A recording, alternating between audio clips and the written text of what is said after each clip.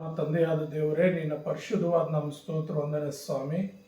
ಕರ್ತನೇ ಯಪ್ಪ, ಈ ಸಮಯದಲ್ಲಪ್ಪ ನಿಮ್ಮನ್ನು ಸ್ತುತಿಸ್ತೇವೆ, ಕೊಂಡಾಡುತ್ತೇವೆ, ಘನಪಡಿಸ್ತೇವೆ, ಮಹಿಮೆ ಪಡಿಸ್ತೇವೆ. ನನ್ನ ಏಸಯ್ಯ, ನೀವು ಒಳ್ಳೆ ದೇವರು, ಒಳ್ಳೆ ಕಾಳು ಮಾಡುತ್ತ ದೇವರು, ಅದಕ್ಕಾಗಿ ಸ್ತೋತ್ರ ಸ್ವಾಮಿ. ಕರ್ತನೇ, ಈ ಸಮಯದಲ್ಲಿ ವಾಕ್ಯ ಹೋಗುವಾಗ ಪರಿಶುದ್ಧಾತ್ಮ ದೇವರೇ, ನೀವು ಬಂದು ಸ್ವಾಮಿ, ನೀವು ಮಾತನಾಡುವಾಗ ಅಪ್ಪ ನಾವೆಲ್ಲರೂ ನಿನ್ನ ಮಾತುಗಳು ಕೇಳುವಂತೆ, ಧೈರ್ಯ ತೆಗೆದುಕೊಳ್ಳುವಂತೆ ಅಪ್ಪ, ನಾವು ಲೋಕದಲ್ಲಿ ಇನ್ನೂ ಎಚ್ಚರವಾಗಿ ಅಪ್ಪ ನಿನ್ನೊಂದಿಗೆ ಜೀವಿಸುವಾಗೆ ಕರ್ತನೆ, ನೀವೇ ಈ ದಿನ ಏನು ಮಾತನಾಡಬೇಕು ಅದನ್ನು ಮಾತಾಡಿ ನಮಗೆ ಕಲಿಸ್ಕೊಡ್ಬೇಕೆಂದು ಯೇಸುವಿನ ನಾಮದಲ್ಲಿ ಪ್ರಾರ್ಥಿಸುತ್ತೇನೆ ತಂದೆ. ಆಮೇನ್ ಆಮೇನ್. ದೇವ್ರ ನಾಮಕ್ಕೆ ಸ್ತೋತ್ರವಾಗಲಿ. ಇವತ್ತಿನ ವಾಕ್ಯಾಂಶ ಏನಂದ್ರೆ, ಮೊದಲು ಯುದ್ಧ ದೇವರದು, ನಂತರ ಯುದ್ಧ ನಮ್ಮದು. ಮೊದಲು ಯುದ್ಧ ದೇವರದು, ಆಮೇಲೆ ಯುದ್ಧ ನಮ್ಮದು. ಹಾಗಾಗಿ ಈ ವಾಕ್ಯವನ್ನು ಧ್ಯಾನ ಮಾಡಿಕೊಳ್ಳೋಣ. ವಿಮೋಚನ ಕಂಡ 14ನೇ ಅಧ್ಯಾಯ 14ನೇ ವಚನದಲ್ಲಿ ಏನು ಹೇಳುತ್ತಂದ್ರೆ, ವಿಮೋಚನ ಕಂಡ 14ನೇ ಅಧ್ಯಾಯ 14ನೇ ವಚನ, ಯೆಹೋವನೇ ನಿಮಗಾಗಿ ಯುದ್ಧ ಮಾಡುವನು, ನೀವಂತೂ ಸುಮ್ಮನೆ ಇರ್ರಿ ಎಂದು ಹೇಳಿದನು. ಅಂದರೆ ಇಲ್ಲಿ ಯಾಕೆ ಈ ಮಾತು ಬರ್ತಾ ಇದೆ ಅಂದರೆ ಪ್ರಿಯರೇ, ಇಸ್ರಾಯೇಲರು ಯಾವುದೇ ಒಂದು ಯುದ್ಧ ನಿಪುಣರಲ್ಲ. ಯುದ್ಧ ಅವರಿಗೆ ಗೊತ್ತೇ ಇಲ್ಲ. ಅವರು ಕಾನಾನ್ ದೇಶದಿಂದ ಐಗುಪ್ತ ದೇಶಕ್ಕೆ 70 ಜನ ಹೋಗ್ತಾರೆ. 70 ಜನ ಹೋಗಿ ಅಲ್ಲಿ ನಂತರ ಅಲ್ಲಿ ಆ ಐಗುಪ್ತ ದೇಶದಲ್ಲಿ ಇದ್ದುಕೊಂಡು ಚೆನ್ನಾಗಿ ಅಭಿವೃದ್ಧಿ ಆಗ್ತಾರೆ. ದೊಡ್ಡ ಸಂಖ್ಯೆಯಾಗಿ, ಹೆಚ್ಚು ಕಡಿಮೆ 30 ಲಕ್ಷ ಮೇಲ್ಪಟ್ಟು ಜನಸಂಖ್ಯೆಯಾಗಿ ಅವರು ಅಲ್ಲಿ ಬೆಳೀತಾರೆ ಎಂಬುದಾಗಿ ನಾವು ನೋಡ್ತೀವಿ. ಹಾಗಾಗಿ ಅವರು ಜನಸಂಖ್ಯೆ ಹೆಚ್ಚಾಗ್ತಾ ಬರ್ತಾ ಅಲ್ಲಿ ಏನಾಗುತ್ತಂದರೆ, ಅವರು ಆ ಐಗುಪ್ತ ದೇಶದವರು ಇವ್ರ ಬಗ್ಗೆ ಭಯಪಟ್ಟು ಇವ್ರನ್ನ ಬಿಟ್ಟಿ ಕೆಲಸಗಳು ಮಾಡೋದಕ್ಕೆ ನೇಮಿಸ್ಕೊಂಡು ಬಿಡ್ತಾರೆ. ಹಾಗಾಗಿ ಇವರು ಬಿಟ್ಟಿ ಕೆಲಸಗಳು ಮಾಡುವಾಗ ಯುದ್ಧ ಕಲಿಯುವಂಥದ್ದು, ಯುದ್ಧಾಭ್ಯಾಸಗಳು ಇವರಿಗೆ ಗೊತ್ತಿರೋದಿಲ್ಲ. ಹಾಗಾಗಿ ಆ ಮೋಶೆ ಮುಖಾಂತರ ದೇವ್ರು ಹೇಳ್ತಾನೆ, ಇವತ್ತು ನೀವು ಯುದ್ಧ ಮಾಡೋದು ಬೇಡ, ನೀವು ಸುಮ್ಮನೆ ಇರ್ರಿ, ಇವತ್ತು ನಿಮಗೋಸ್ಕರ ಯೆಹೋವನು ನಿಮಗಾಗಿ ಯುದ್ಧ ಮಾಡುವನು ಅಂತೇಳಿ ಇಲ್ಲಿ ವಾಕ್ಯ ಹೇಳೋದನ್ನು ನಾವು ನೋಡ್ತೀವಿ. ಹಾಗಾಗಿ ಪ್ರಿಯರೇ, ಈ ವಾಕ್ಯ ಸಂದೇಶ ನಾವು ಕೇಳುವಾಗ ಕೆಲವು ವಿಷಯಗಳನ್ನು ನಾವು ನೋಡಬೇಕು. ಇಲ್ಲೇನು ಹೇಳ್ತದೆ ಅಂದರೆ, ನೀವಂತೂ ಯೆಹೋವನೇ ನಿಮಗಾಗಿ ಯುದ್ಧ ಮಾಡು, ನೀವಂತೂ ಸುಮ್ಮನೆ ಇರ್ರಿ ಎಂದು ಹೇಳಿದ್ದಾರೆ ಎಂಬುದಾಗಿ. ಯಾಕೆಂದರೆ ಮೊದಲು ಆ ಯುದ್ಧ ಯಾರಿಗೆ? ಇಸ್ರಾಯೇಲಿಗೆ ಗೊತ್ತಿಲ್ಲ. ಹಾಗಾಗಿ ಮೊದಲು ದೇವರು ಯುದ್ಧ ಮಾಡುವ ಆತನಾಗಿದ್ದಾನೆ, ಆಮೇಲೆ ನಾವು ಯುದ್ಧ ಮಾಡಬೇಕಾಗಿದೆ. ಮೊದಲು ದೇವರು ಯುದ್ಧ ಮಾಡ್ತಾನೆ, ಅದು ನಮ್ಗೆ ಕಲಿಸ್ಕೊಡ್ತಾನೆ, ಹಾಗೆ ನಾವು ಕೂಡ ಯುದ್ಧ ಮಾಡಬೇಕಾಗುತ್ತೆ. ಎಫೆಸದವರ ಪತ್ರಿಕೆ ಯುದ್ಧ ಮಾಡಬೇಕಂದ್ರೆ ಕೆಲವು ಆಯುಧಗಳು ನಮಗೆ ಬೇಕು. ಹಾಗಾಗಿ ಎಫೆಸದವರಿಗೆ ಪೌಲನು ಬರಿತಾ ಇದ್ದಾನೆ, 6ನೇ ಅಧ್ಯಾಯ 11, 12ನೇ ವಚನದಲ್ಲಿ ಏನು ಹೇಳುತ್ತಂದ್ರೆ, ಎಫೆಸದವರು ಬರೆದ ಪತ್ರಿಕೆ 6ನೇ ಅಧ್ಯಾಯ 11, 12ನೇ ವಚನದಲ್ಲಿ ಏನು ಹೇಳುತ್ತಂದ್ರೆ, ಸೈತಾನನ ತಂತ್ರೋಪಾಯಗಳನ್ನು ನೀವು ಎದುರಿಸಿ ನಿಲ್ಲುವುದಕ್ಕೆ ಶಕ್ತರಾಗುವಂತೆ ದೇವರು ದಯಪಾಲಿಸಿ ಸರ್ವಾಯುಧಗಳನ್ನು ಧರಿಸಿಕೊಳ್ಳಲಿ. ಅಂದರೆ ಬೇರೆ ಸೈತಾನನು ಅನೇಕ ವಿಧಗಳಲ್ಲಿ ತಂತ್ರೋಪಾಯಗಳು ಮಾಡ್ತಾನೆ. ಒಬ್ಬ ಮನುಷ್ಯನ ಕೆಳಗೆ ಬೆಳೆಸ್ಬೇಕಂದ್ರೆ ಸ್ಟೆಪ್ ಬೈ ಸ್ಟೆಪ್ಪು ಸೈತಾನ ಕುತಂತ್ರಗಳು, ತಂತ್ರೋಪಾಯಗಳನ್ನು ರೂಪಿಸ್ತಾ ಇರ್ತಾರಂತೆ. ಅದಕ್ಕಾಗಿ ಆ ಸೈತಾನನ ತಂತ್ರೋಪಾಯಗಳು ಅವನು ಯಾವ ರೀತಿಯಲ್ಲಿ ಬಂದರೂ ಅದನ್ನು ಸೋಲಿಸ್ಬೇಕಂದ್ರೆ, ಅದನ್ನು ಬೀಳಿಸ್ಬೇಕಂದ್ರೆ ನಾವು ದೇವರ ದಯಪಾಲಿಸುವಂಥ ಸರ್ವಾಯುಧಗಳನ್ನು ಧರಿಸ್ಕೊಳ್ಬೇಕು. ಸರ್ವಾಯುಧಗಳನ್ನು ಯಾಕೆ ಧರಿಸ್ಕೊಳ್ಬೇಕಂದ್ರೆ, ಸೈತಾನ ಯಾವ ರೀತಿಯಲ್ಲಿ ತಂತ್ರೋಪಾಯಗಳು ಮಾಡ್ತಾರಂತ ನಾವು ನೋಡುವಾಗ, ಪ್ರಿಯ ನನ್ನ ಸಹೋದರರೇ, 12ನೇ ವಚನ ಹೇಳುತ್ತೆ, ನಾವು ಹೋರಾಡೋದು ಮನುಷ್ಯ ಮಾತ್ರದ ಅವರ ಸಂಗಡವಲ್ಲ. ಏನು, ನೇರವಾಗಿ ಯಾವುದೋ ಒಬ್ಬ ಮನುಷ್ಯ ಬಂದರೆ ಅವನು ಬೇಕಾದ್ರೆ ಅವನ ಪರವಾಗಿ ಯುದ್ಧ ಮಾಡ್ಬೋದು. ಅವನು ಯಾಕಂದ್ರೆ ನೇರವಾಗಿ ಬರ್ತಾ ಇದ್ದಾನೆ, ಒಂದು ವೇಳೆ ಅವನು 1 ಏಟು ಹಾಕಿದ್ರು ನಾವು ತಿನ್ಬೋದು, ಅವನು 2 ಏಟು ಹಾಕಿದ್ರೆ ನಾವು ಕನಿಷ್ಠ 1 ಏಟಾದರೂ ಹಾಕ್ಬೋದು. ಆದರೆ ಸೈತಾನ್ ಯಾವ ರೀತಿ ತಂತ್ರೋಪಾಯಗಳು ಮಾಡ್ತಾನಂದ್ರೆ, ಅಲ್ಲಿ ಲೋಕದಲ್ಲಿರುವಂಥ ಎಲ್ಲವನ್ನ ಉಪಯೋಗಿಸ್ತಾನೆ. ಯಾವ ರೀತಿ ಅಂತ ನಾವು ನೋಡುವಾಗ ನೋಡ್ರಿ, ಇಲ್ಲಿ ಹೇಳ್ತದೆ ಸೈತಾನ ಮೊದಲು ಯಾವ ರೀತಿ ಅಂದರೆ ರಾಜ್ಯತ್ವಗಳ ಮೇಲೆ ತಂತ್ರೋಪಾಯ ವಹಿಸ್ತಾನೆ. ರಾಜ್ಯತ್ವ, ಇವಾಗ ನಮ್ಮ ಕರ್ನಾಟಕ ರಾಜ್ಯ ಉದಾಹರಣೆಗೆ ಇಷ್ಟು 3 ವರ್ಷಗಳ ಕಾಲ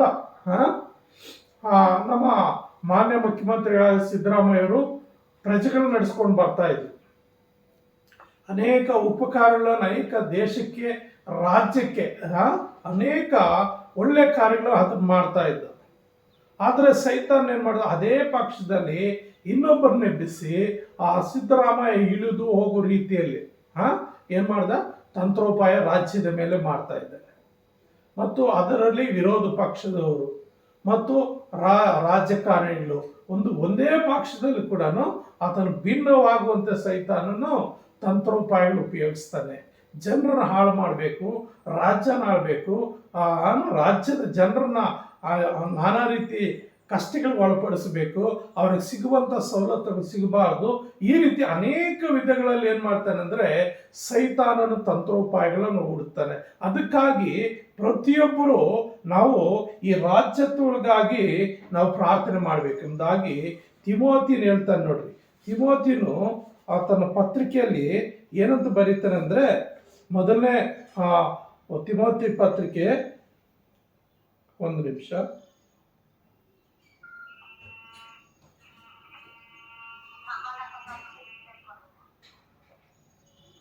ಇಲ್ಲಿ ಏನಾಗುತ್ತಂದ್ರೆ ಪ್ರಿಯರೇ, ಎಲ್ಲದಕ್ಕಿಂತ ಮನುಷ್ಯರಿಗೋಸ್ಕರ ದೇವ್ರ ವಿಜ್ಞಾಪನೆ ಮಾಡ್ರಿ ಮತ್ತು ಮನವಿಗಳನ್ನು ಕೃತಜ್ಞ ಸ್ತುತಿ ಮಾಡಬೇಡಿ. ನಾವು ಸುಖ ಸಮಾಧಾನಗಳುಂಟಾಗಿ ನಾವು ಪೂರ್ಣ ಭಕ್ತಿಯಿಂದ ಗೌರವದಿಂದ ಕಾಲಕ್ಷೇಪ ಮಾಡುವಂತೆ ಅರಸುಗಳಿಗಾಗಿಯೂ ಅಧಿಕಾರಿಗಳು ವಿಜ್ಞಾಪನೆ ಮಾಡಬೇಕು.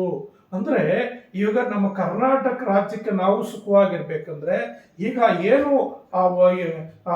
ಆಡಳಿತ ಚೇಂಜ್ ಆಗ್ತಾ ಇದ್ದೋ, ಯಾವ ಆಡಳಿತ ಬಂದರೂ ಪ್ರಜೆಗಳಿಗೆಲ್ಲ ಒಳ್ಳೇದಾಗಬೇಕಂತೇಳಿ ಮೊದಲನೇದಾಗಿ ನಾವೇನು ಮಾಡಬೇಕು, ಈ ಅರಸುಗಳಿಗಾಗಿ ಅಂದರೆ ಮಂತ್ರಿಗಳಿಗಾಗಿ ಉನ್ನತ ಸ್ಥಾನದಲ್ಲಿರುವಂತಹ ಅಧಿಕಾರಿಗಳಿಗೋಸ್ಕರ ನಾವು ಪ್ರಾರ್ಥನೆ ಮಾಡಬೇಕು.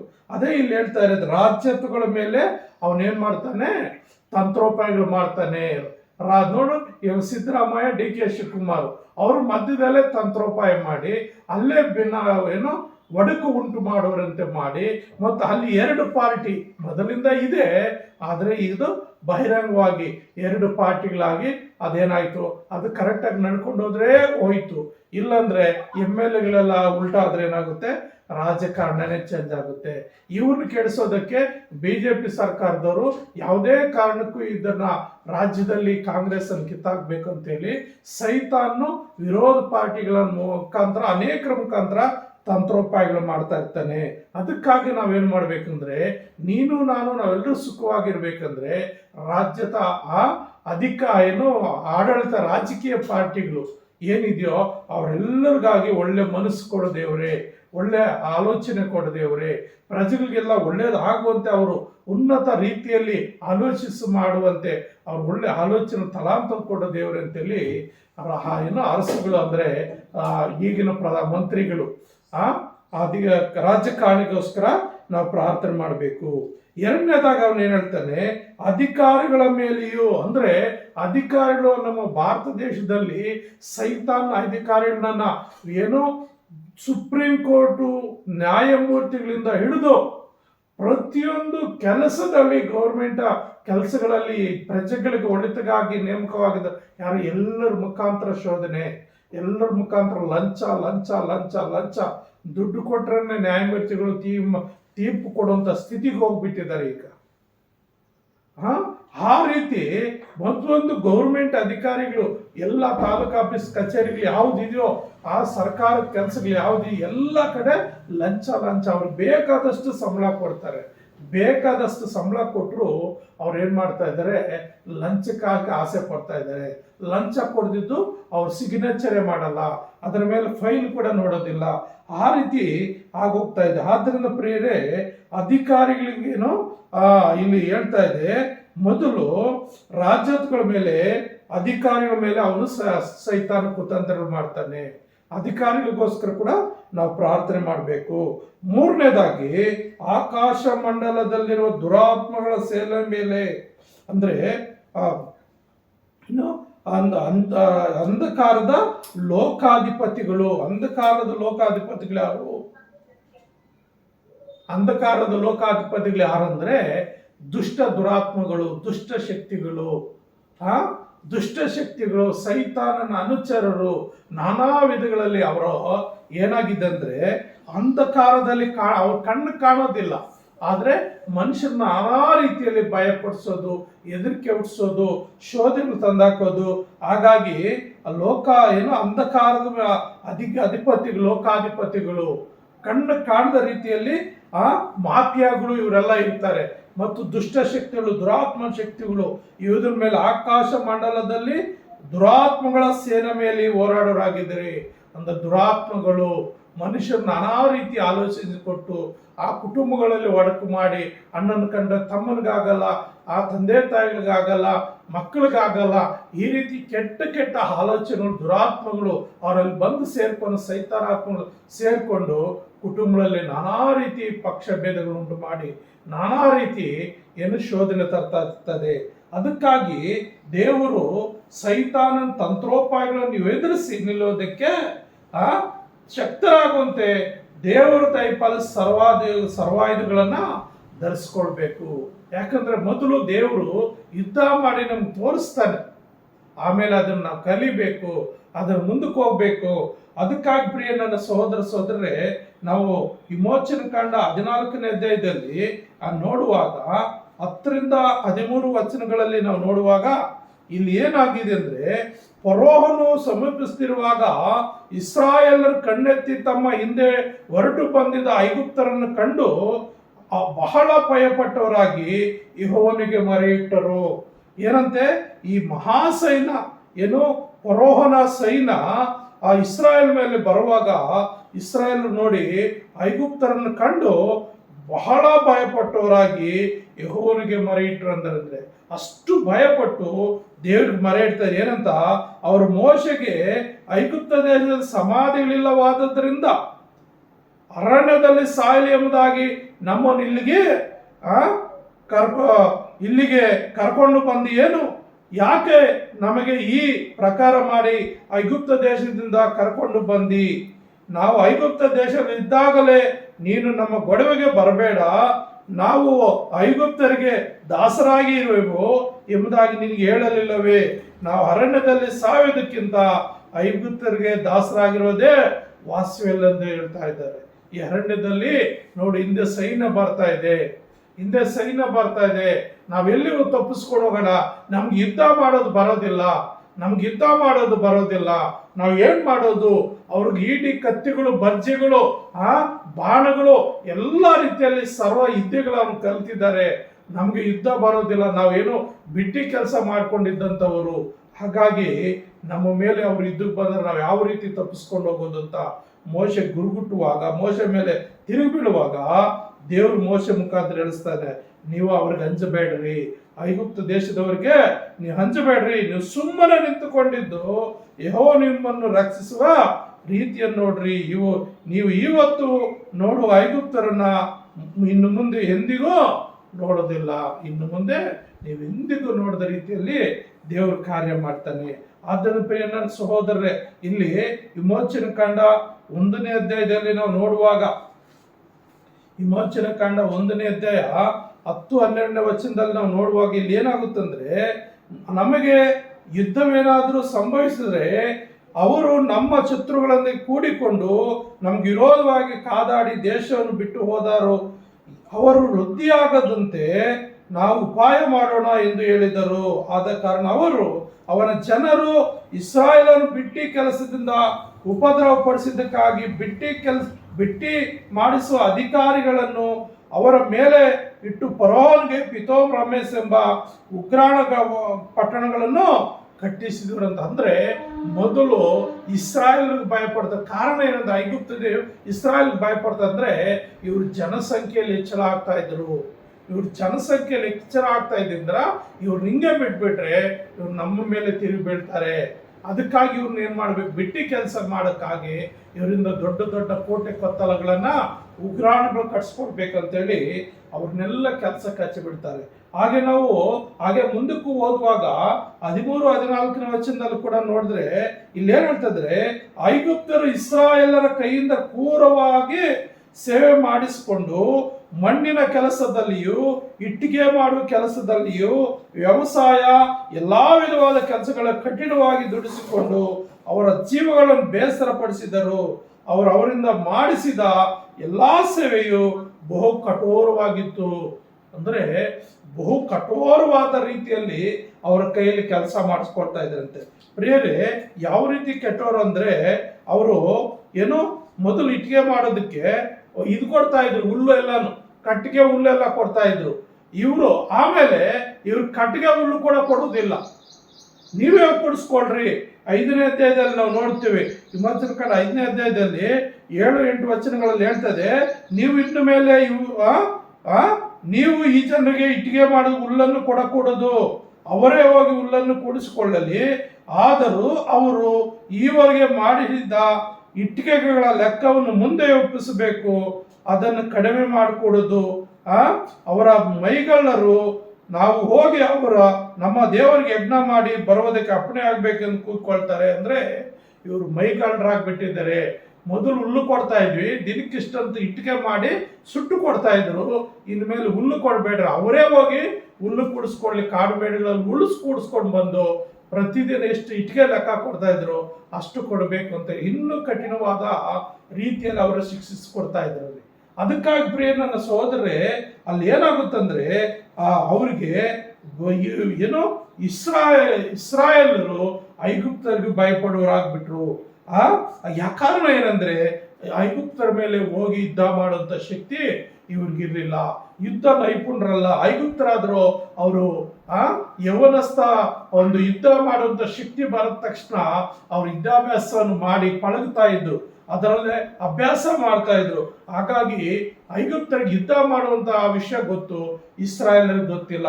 ಹಾಗಾಗಿ ಇಸ್ರಾಯೇಲ್ ಗೊತ್ತಿದ್ದ ಸಂದರ್ಭದಲ್ಲಿ ಏನಾಗುತ್ತಂದ್ರೆ ಅವ್ರು ಭಯ ಪಡ್ತಾ ಇದ್ರು, ಅಯ್ಯೋ ನಮ್ಮನ್ನು ಸಾಯಿಸ್ಬಿಡ್ತಾರೆ, ನಮ್ಮನ್ನು ಕೊಂದಾಕ್ತಾರೆ, ನಮ್ಮ ಜೀವಗಳು ತೆಗಿತಾರೆ, ನಮ್ಮನ್ನ ಇಲ್ಲದಾಗ ಮಾಡ್ಬಿಡ್ತಾರೆ ಅಂತ ಹೇಳಿ ತುಂಬಾ ತುಂಬಾ ತುಂಬಾ ಅವ್ರೇನ್ ಮಾಡ್ತಾ ಇದ್ರು, ಭಯ ಪಡ್ತಾ ಇದ್ರು. ಆದ್ರಿಂದ ಪ್ರಿಯ ನನ್ನ ಸಹೋದರರೇ, ಕಾರಣ ಏನಂದ್ರೆ ಐಗುಪ್ತರಿಗೆ ಯುದ್ಧ ಗೊತ್ತಿತ್ತು, ಇಸ್ರಾಯೇಲರಿಗೆ ಯುದ್ಧ ಗೊತ್ತಿರ್ಲಿಲ್ಲ. ಅದಕ್ಕೆ ದೇವರು ಹೇಳ್ತಾ ಇದ್ದಾನೆ, ಯೆಹೋವನು ನಮಗಾಗಿ ಯುದ್ಧ ಮಾಡಿ ಜಯಿಸ್ತಾನೆ, ನೀವಂತೂ ಸುಮ್ಮನೆ ಇರ್ರಿ, ನೀವು ಸುಮ್ಮನೆ ಇರ್ರಿ.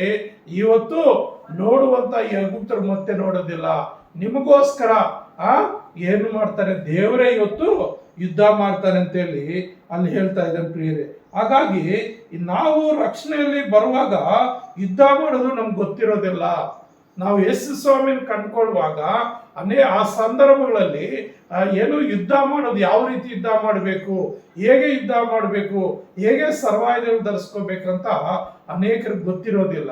ಕಾರಣ ಅವರು ಯೇಸು ಸ್ವಾಮಿ ಬಗ್ಗೆ ಹೊಸದಾಗಿ ನಂಬ್ತಾ ಇರ್ತಾರೆ, ದೇವರೇನೋ ಒಂದು ಅದ್ಭುತ ಮಾಡ್ತಾನೆ, ಅವಾಗ ಯೇಸು ಸ್ವಾಮಿ ನಂಬಿಕೊಂಡು ಯೇಸು ಸ್ವಾಮಿ ಮಕ್ಕಳಾಗಿ ಜೀವಿಸೋದಕ್ಕೆ ಪ್ರಯತ್ನ ಮಾಡ್ತಾರೆ. ಆದ್ರೆ ಯುದ್ಧ ಮಾಡೋದು ಹೆಂಗೆ ಅಂತ ಗೊತ್ತಿಲ್ಲ. ಯುದ್ಧ ಯಾವ ರೀತಿ ಮಾಡ್ಬೇಕಂದ್ರೆ ಪ್ರಾರ್ಥನೆ ಮುಖಾಂತರ ಯುದ್ಧ ಮಾಡಬೇಕು. ನೋಡ್ರಿ, ಗೊತ್ತಿರ್ಲಿಲ್ಲ. ಆದ್ರಿಂದ ದೇವರು ನಮಗಾಗಿ ಸೈತಾನಲ್ಲಿ ಯುದ್ಧ ಮಾಡ್ತಾನೆ. ಒಬ್ಬ ಮನುಷ್ಯ ರಕ್ಷಣೆಗೆ ಬರ್ಬೇಕಂದ್ರೆ, ಒಂದು ಕುಟುಂಬ ರಕ್ಷಣೆಗೆ ಬರ್ಬೇಕಂದ್ರೆ ಸೈತಾನವನ್ನು ಅವ್ರ ಮೇಲೆ ಯುದ್ಧ ಮಾಡ್ತಾ ಇರ್ತಾನೆ. ಅವ್ರು ಯಾವಾಗ ದೇವರ ಹತ್ರ ಬರ್ತಾರೋ ಅವಾಗ ದೇವರ ಸೇವಕರಾದಂತ ನಾವುಗಳು ಪ್ರಾರ್ಥನೆ ಮಾಡುವಾಗ ಆ ದೇವರು ಕೇಳಿ ದೇವರ ಸೈತಾನ ಮೇಲೆ ಯುದ್ಧ ಮಾಡಿ, ಸೈತಾನ್ನಿಂದ, ಸೈತಾನ್ ಶೋಧನೆಗಳಿಂದ, ಸೈತಾನ್ ತರುವಂತ ರೋಗಗಳಿಂದ, ಸಮಸ್ಯೆಗಳ ಕಷ್ಟಗಳಿಂದ ದೇವರು ಯೇಸು ಸ್ವಾಮಿ ಸೈತಾನ್ ಮೇಲೆ ಯುದ್ಧ ಮಾಡಿ ನಮ್ಮನ್ನು ಬಿಡಿಸ್ತಾನೆ. ಹಾಗಾಗಿ ಪ್ರಿಯರೇ, ಏನ್ ಮಾಡ್ತಾನೆ, ನಮಗಾಗಿ ಸೈತಾನ್ ಯುದ್ಧ ಮಾಡಿ ನಂತರ ನಾವೇ ಸೈತಾನಿಂದ ಯುದ್ಧ ಮಾಡಬೇಕು. ಆಮೇಲೆ ಏನ್ ಮಾಡ್ಬೇಕು, ನಾವು ಯುದ್ಧ ಮಾಡ್ಬೇಕು. ಯಾವ ರೀತಿ? ಪ್ರಾರ್ಥನೆ ಮುಖಾಂತರ. ದೇವರು ಹೇಳಿಕೊಟ್ಟಂತ ಪ್ರಾರ್ಥನೆ ಮುಖಾಂತರ ನಾವೇನು ಮಾಡ್ಬೇಕು, ಸೈತಾನನ್ ಗೆಲ್ಬೇಕು. ಯೇಸು ಕೂಡ ಅಲ್ಲಿ ಏನ್ ಹೇಳ್ತಾನೆ, ಮತ್ತಾರು ಸುವಾರ್ತೆಯಲ್ಲಿ ಒಂದು ಪ್ರಾರ್ಥನೆ ಕಲಿಸ್ಕೊಡ್ತಾನೆ, ನಮ್ಗೆ ಪ್ರಾರ್ಥನೆ ಕಳಿಸ್ಕೊಡು ಅಂತ ಹೇಳುವಾಗ ಅಲ್ಲಿ ಯೇಸು ಸ್ವಾಮಿ ಅವ್ರಿಗೊಂದು ಪ್ರಾರ್ಥನೆ ಕಲಿಸ್ಕೊಡ್ತಾನೆ. ಏನಂತ? ಪರಲೋಕದಲ್ಲಿರುವ ನಮ್ಮ ತಂದೆ, ನಿನ್ನ ನಾಮ ಪರಿಶುದ್ಧವೆಂದೆಣಿಸಲ್ಪಡಲಿ, ನಿನ್ನ ರಾಜ್ಯ ಬರಲಿ, ನಿನ್ನ ಚಿತ್ತವು ಪರಲೋಕದಲ್ಲಿ ನೆರವೇರ ಪ್ರಕಾರ ಭೂಲೋಕ ನೆರವೇರಿಂದ 6ನೇ ಅಧ್ಯಾಯ ಮತ್ತಾಯನ ಬರೆದ ಸುವಾರ್ತೆ 6ನೇ ಅಧ್ಯಾಯ 10ರಿಂದ 14 ವಾಕ್ಯಗಳ ಮುಖಾಂತರ ನಮಗೊಂದು ಪ್ರಾರ್ಥನೆ ಕಳಿಸ್ಕೊಡ್ತಾನೆ. ಆ ಪ್ರಾರ್ಥನೆ ನಾವೇನು ಮಾಡಬೇಕು, ಇನ್ನೂ ಗೂಢಾರ್ಥಗಳನ್ನು ನಾವು ಅದರ ಪ್ರಾರ್ಥನೆ ಸನ್ನಿವೇಶಗಳು ಕಲ್ತ್ಕೊಂಡು ಸಮಯಕ್ಕೆ ಸಂದರ್ಭ ಅನುಸಾರವಾಗಿ ದೇವರಲ್ಲಿ ನಾವು ಪ್ರಾರ್ಥನೆ ಮಾಡಬೇಕಾಗಿದೆ. ಯೇಸು ಕ್ರಿಸ್ತನಲ್ಲಿ ನಾವು ಪ್ರಾರ್ಥನೆ ಮಾಡಬೇಕಾಗಿದೆ. ಅದಕ್ಕೆ ಮೊದಲು ದೇವರು ನಮಗಾಗಿ ಯುದ್ಧ ಮಾಡಿದ್ದಾನೆ. ಸೈತಾನ್ ಬಿಡಿಸಿ ಮತ್ತೆ ಸೈತಾನ್ ಸುಮ್ಮನೆ ಇರೋದಿಲ್ಲ. ಅವನು ಏನೋ ತಂತ್ರೋಪಾಯಗಳು ಏನೇನೋ ಮಾಡ್ತಾ ಇರ್ತಾನೆ. ಕುಟುಂಬದಲ್ಲಿ ಒಡಕುಗಳು, ಸಮಸ್ಯೆಗಳು, ರೋಗಗಳು, ಕೆಲಸ ಇಲ್ಲದೆ ಏನೇನೋ. ಇವತ್ತು ಒಂದು ಬೆಳಗ್ಗೆ ಒಂದು ಕಡೆ ಪ್ರಾರ್ಥನೆಗೆ ಹೋದಾಗ ಅವ್ರು ಹೇಳ್ತಾ ಇದ್ರು, ನಮಗೆ ಸುಮಾರು ತಿಂಗಳಿಂದ ಒಂದು ಹೋದ್ರೆ ಒಂದು ತಪ್ಪಿಸ್ಕೊಳ್ಳೋ ಮತ್ತೊಂದು ಬರ್ತಾ ಇದೆ ಅಂತ ಹೇಳುವಾಗ ಅವ್ರಿಗೆ ನಾನು ಹೇಳ್ತಾ ಇದ್ದೆ, ಒಂದು ಉಪವಾಸ ಪ್ರಾರ್ಥನೆ ಮಾಡ್ರಿ, ಯಾರಿಗೋ ಭಯಪಟ್ಟು ನೀವು ಸುಮ್ಮನೆ ಇರಬೇಡ್ರಿ. ದೇವ್ರನ್ನ ಒಳ್ಳೆ ತೀರ್ಮಾನ ತೆಗೆದುಕೊಂಡು ದೇವರಲ್ಲಿ ಯಥಾರ್ಥವಾದ ವಾಕ್ಯ, ಯಥಾರ್ಥವಾದ ಭಕ್ತಿ ಅಲ್ಲಿ ನೀವು ಫಾಲೋ ಆಗ್ರಿ. ಒಂದು ನಿಮ್ಮ ಜೀವಿತದಲ್ಲಿ ತೀರ್ಮಾನ ತೆಗೆದುಕೊಂಡ್ರೆ ಸೈತಾನ್ ನಿಮ್ಮ ಮೇಲೆ ಅನೇಕ ತಂತ್ರೋಪಾಯಗಳು ತರ್ತಾನೆ. ಆ ತಂತ್ರೋಪಾಯಗಳಿಂದ ನೀವು ಉಪವಾಸದಿಂದ, ಆ ಪ್ರಾರ್ಥನೆಗಳಿಂದ ಆ ಸೈತಾನನ್ನ ಕೆಡಬೇಕು, ಸೈತಾನೊಟ್ಟಿಗೆ ಹೋರಾಡಬೇಕು, ಯುದ್ಧ ಮಾಡಬೇಕು ಅಂತ ನಾನು ಅವ್ರಿಗೆ ಹೇಳ್ತಾ ಇದ್ದೆ. ಕಾರಣ ನಾವು ಸೈತಾನಿಂದ ಯುದ್ಧ ಮಾಡಿ, ಸೈತಾನ ಮೊದಲು ದೇವರು ನಮಗಾಗಿ ಯುದ್ಧ ಮಾಡಿದ್ದಾನೆ, ನಮಗೆ ಗೆಲ್ಸಿದ್ದಾನೆ. ಈಗ ನಾವೇನ್ ಮಾಡಬೇಕು, ಯುದ್ಧ ಮಾಡೋದನ್ನ ಕಲಿಬೇಕಾಗಿದೆ. ಯುದ್ಧ ಮಾಡೋದನ್ನ ನಾವು ಕಲಿಬೇಕಾಗಿದೆ.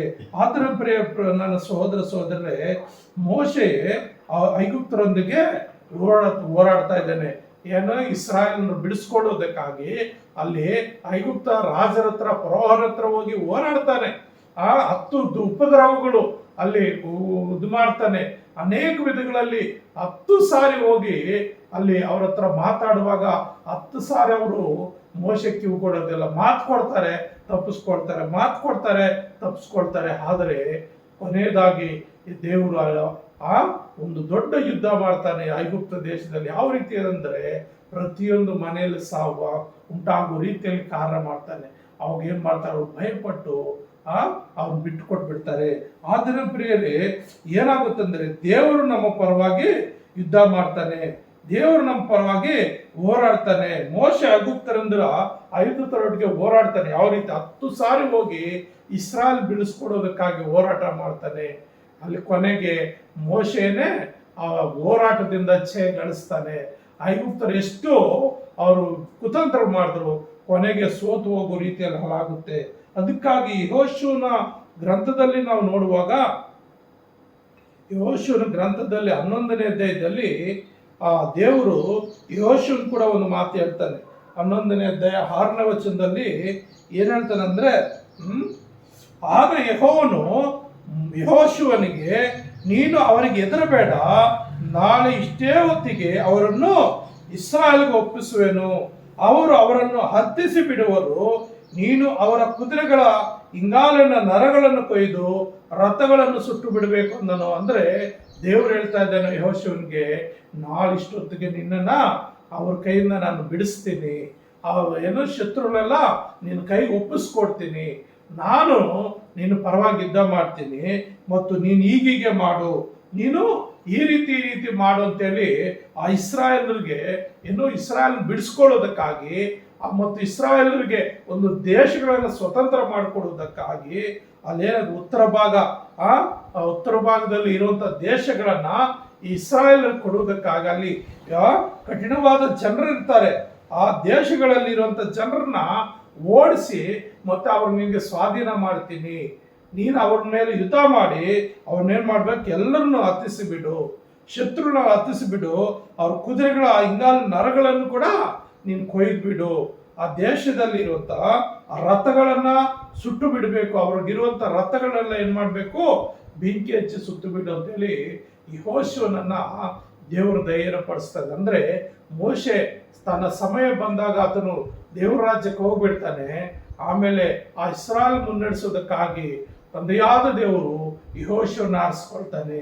ಆ ಸಮಯದಲ್ಲಿ ಅವರಿಗೆ ದೇವರು ವಾಗ್ದಾನ ಮಾಡಿದಂತ, ಇಸ್ರಾಯೇಲ್ ವಾಗ್ದಾನ ಮಾಡಿದಂತ ಕಾನಾನ್ ದೇಶವನ್ನ ಸ್ವಾಧೀನಪಡಿಸುವುದಕ್ಕಾಗಿ ಯೆಹೋಶುವನ ಆರಿಸ್ಕೊಂಡು ಯೆಹೋಶುವನ ಮುಖಾಂತರ ಆ ಉತ್ತರ ಭಾಗದಲ್ಲಿರುವಂಥ ದೇಶಗಳನ್ನು ಗ್ರಾಮಗಳನ್ನು ಸ್ವಾಧೀನ ಮಾಡಿಕೊಳ್ಳೋದಕ್ಕಾಗಿ ಅಲ್ಲಿರುವಂಥ ಬಲಶಾಲಿಗಳಿರ್ತಾರೆ.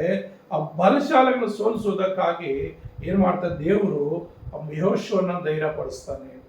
ಹಾಗೆ ಪ್ರಿಯನ ಸಹೋದರರೇ, ಈ ಲೋಕದಲ್ಲಿ ನಿಮ್ಮ ಜೀವಿತಗಳಲ್ಲಿ ಸೈತಾನ ಅನೇಕ ವಿಧಗಳಲ್ಲಿ ನಿಮ್ಮ ಕುಟುಂಬಗಳಲ್ಲಿ ಆ ಸಮಸ್ಯೆಗಳು ತರ್ತಾನೆ, ರೋಗಗಳು ತರ್ತಾನೆ, ಸಾಲಗಳ ರೂಪದಲ್ಲಿ ಶೋಧನೆಗೆ ಒಳಪಡಿಸ್ತಾನೆ. ಇನ್ನು ಬೇರೆ ಯಾವುದು ಮಕ್ಕಳಿಗೆ ವಿದ್ಯಾಭ್ಯಾಸ ಕಡಿಮೆ ರೀತಿಯಲ್ಲಿ ಮಾಡ್ತಾನೆ. ಮಕ್ಕಳನ್ನ ಯೌವನಸ್ಥರ ಪ್ರಾಯದಲ್ಲಿ ಲೋಕವನ್ನು ತೋರಿಸ್ತಾನೆ, ಲೋಕದ ವ್ಯಭಿಚಾರ ರೂಪಗಳಲ್ಲಿ ಕಳಿಸ್ಕೊಡ್ತಾನೆ. ಮತ್ತು ಲೋಕದಲ್ಲಿರುವಂಥ ಅನೇಕ ಸಿನಿಮಾಗಳು ಮತ್ತೆ ಮಟ್ಕಾಗಳು, ಗುಡ್ಕಾಗಳು, ಡ್ರಗ್ಸು, ಈ ಅನೇಕ ವಿಧಗಳಲ್ಲಿ ಯೌವನಸ್ಥರ ಸೈತಾನ ಮಾಡ್ತಾನೆ, ಹಾಳು ಮಾಡ್ತಾನೆ. ಅನೇಕ ಕ್ರೈಸ್ತ ಕುಟುಂಬಗಳಲ್ಲಿ ಯೌವನಸ್ಥ ಮಕ್ಕಳು ದೇವರ ವಿರುದ್ಧವಾಗಿ ಜೀವಿಸ್ತಾ ಇದ್ದಾರೆ. ಅದನ್ನು ಪ್ರಿಯರೇ, ನಾವು ಸೈತಾನನ್ನು ಸೋಲಿಸ್ಬೇಕಾದ್ರೆ ದೇವರು ದಯಪಾಲಿಸುವಂತಹ ಸರ್ವಾಯುಧಗಳನ್ನ ನಾವು ತಗೋಬೇಕು. ದೇವರು ದಯಪಾಲಿಸುವಂಥ ಸರ್ವಾಯುಧಗಳು ಅಲ್ಲಿ ಬಹಳ ಎಫೆಸ 6ನೇ ಅಧ್ಯಾಯದಲ್ಲಿ ನೀವು ಓದ್ಕೊಳ್ಳುವಾಗ ಅನೇಕ ಸರ್ವಾಯುಧಗಳಲ್ಲಿ ದೇವರು ನಮ್ಗೆ ತೋರಿಸ್ಕೊಟ್ಟಿದ್ದಾನೆ. ಅನೇಕ ಸರ್ವಾಯುಧಗಳು ಅಲ್ಲಿ ದೇವರು ನಮ್ಗೆ ತೋರಿಸ್ಕೊಟ್ಟಿದ್ದಾನೆ. ಇನ್ನೊಂದಾಗಿ ನಾವು ಓದ್ಕೊಳ್ಳುವಾಗ ಖಂಡಿತ ಅಲ್ಲಿ ಎಷ್ಟೋ ಅದ್ಭುತಗಳು ನೋಡ್ರಿ. ಮೊದಲನೇದಾಗಿ ಸತ್ಯವೆಂಬ ನಡುಕಟ್ಟು ಧರಿಸ್ಕೊಳ್ಬೇಕಂತೆ. ಮೊದಲನೇದು ಸತ್ಯವೆಂಬ ನಡುಕಟ್ಟನ್ನು ಕಟ್ಟಿಕೊಳ್ಳ್ರಿ. ಎರಡನೇದಾಗಿ ನೀತಿ ಎಂಬ ವರ್ಜಕವನ್ನ ಧರಿಸ್ಕೊಳ್ರಿ. ಸತ್ಯ ಅಂದ್ರೆ ಪ್ರಾಣ ಹೋದ್ರು ದೇವ್ರ ವಿರುದ್ಧವಾಗಿ ಅಲ್ಲ ಸಲದ ಮಾತುಗಳು ಹೇಳ್ಬಾರ್ದು. ಅನೇಕರು ಚರ್ಚಿಗೆ ಬರ್ತಾರೆ, ಎಲ್ಲಿಗೆ ಹೋಗ್ತಾ ಇದ್ದೆ ಅಂದ್ರೆ ಪೇಟೆಗೆ ಹೋಗ್ತಾ ಇದ್ದೀನಿ, ಏನು ಕೆಲ್ಸಕ್ಕಂದ್ರೆ ಏನೋ ತರಬೇಕಾಗಿದೆ, ಏನೋ ಮನೆಗೆ ಬೇಕಾಗಿದೆ, ಅದಕ್ಕಾಗಿ ಹೋಗ್ತಾ ಇದ್ದೀನಿ. ಧೈರ್ಯವಾಗಿ ಬೈಬಲ್ ಕೂಡ ಎತ್ಕೊಂಡು ಸಭೆಗಳಿಗೆ ಹೋಗೋದಿಲ್ಲ. ಅನೇಕರು ಬೈಬಲ್ ಕೂಡ ಸತ್ಯವೇದವನ್ನು ಎತ್ಕೊಂಡು ಚರ್ಚ್ಗೆ ಹೋಗಲ್ಲ. ಸತ್ಯ ಹೇಳೋದನ್ನ ಅನೇಕ ಕ್ರೈಸ್ತರು ಮರ್ತು ಹೋಗ್ತಾ ಇದ್ದಾರೆ, ತಣ್ಣಗಾಗಿ ಹೋಗ್ತಾ ಇದೆ. ಯಾವಾಗ ನೋಡು ಸುಳ್ಳು ಸುಳ್ಳು ಸುಳ್ಳು ಅಂತ ಹೇಳ್ತಾರೆ.